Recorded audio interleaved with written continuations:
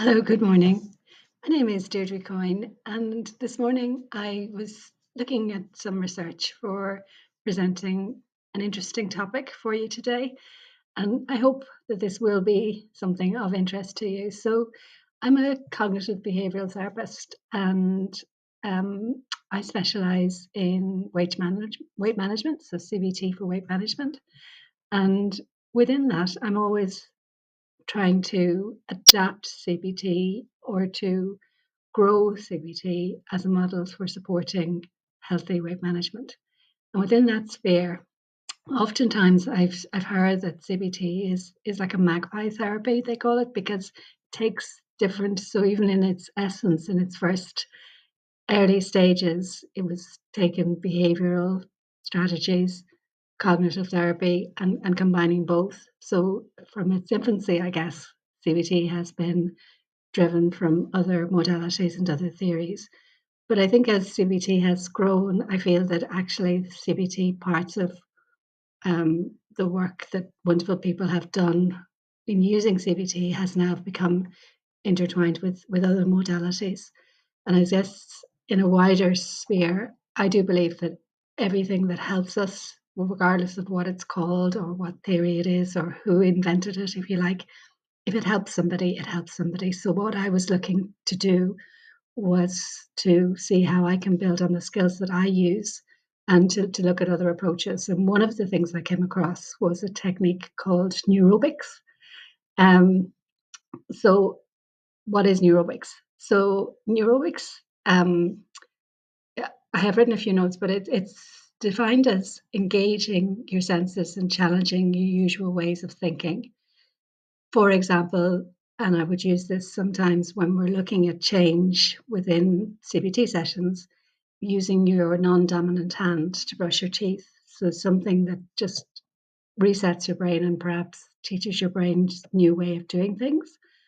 Um, the exercises like that can stimulate the brain, promoting neuroplasticity, the brain's ability to adapt and to grow.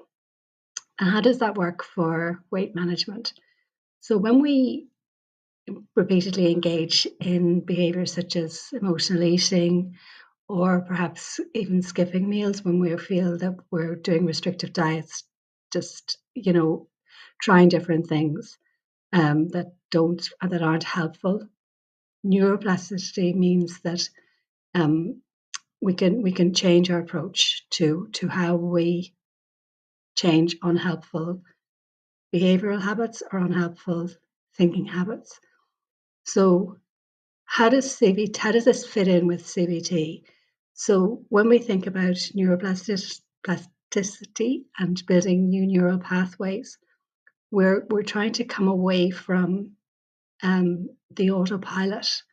So coming from a CBT background, what we often do is we have skills like thought records, which capture our thoughts, capture things that may be mindless, so we're just not thinking or we're doing things. So perhaps mindless eating, and what this does is it kind of makes us more aware of retraining our brain or stopping ourselves.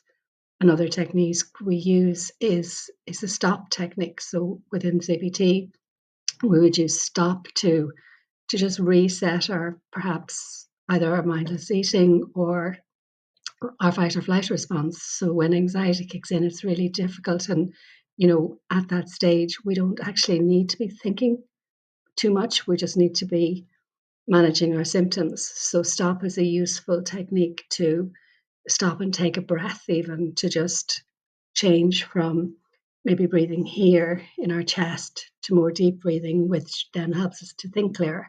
So getting all that lovely oxygen into our brain. So neurobics is all about adapting our brain to more healthier patterns and practicing. And if I use that in a CBT context, it's when you're working with me, it's becoming your own therapist, practicing the skills of either thought records or behavioral changes, monitoring how things are going, checking in with yourself, journaling different things, that checking, are you are your health goals actually manifesting in a day-to-day practice? But it is fascinating, and I will come back with hopefully some more interesting um, information about either neurobics or CBT that I hope will be helpful in our journey together and getting to know each other. Thank you for listening to me today. Bye bye for now.